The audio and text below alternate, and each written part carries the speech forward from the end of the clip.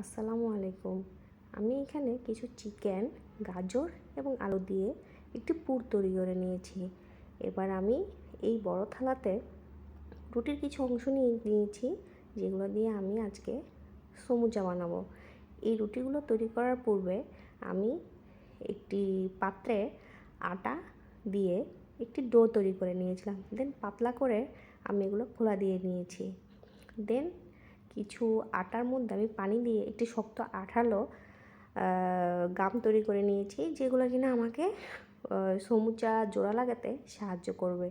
এখানে কিছু দেখতে পাচ্ছেন আমি আগে থেকে তৈরি করে রেখেছি, যেগুলো আমি একটি পাত্রে সাজিয়ে রেখেছি।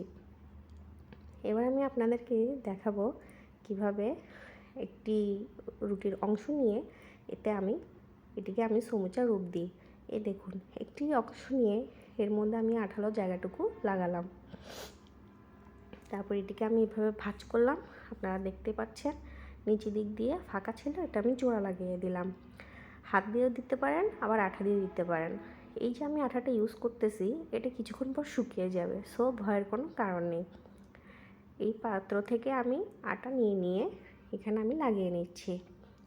এই আটাটা আমি তৈরি করেছি আটা এবং পানি দিয়ে একটু শক্ত করে। দেন আমি ওই বানানো সমুচার মধ্যে আমি পুরটা ঢুকিয়ে নিচ্ছি। দেন তারপর দুই সাইড দিয়ে এভাবে আমি ভাঁজ করে আবার আঠাগুলো লাগিয়ে নিচ্ছি।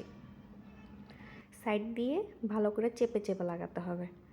দেন তারপর পুরগুলো ভিতরের দিকে চেপে আটাগুলো আবার উপরের দিকে লাগিয়ে ঠিক আপনারা যেরকম দেখতে পাচ্ছেন এরকম লাগিয়ে আমি উপরের জায়গাটা সাথে ফোল্ড করে দিব।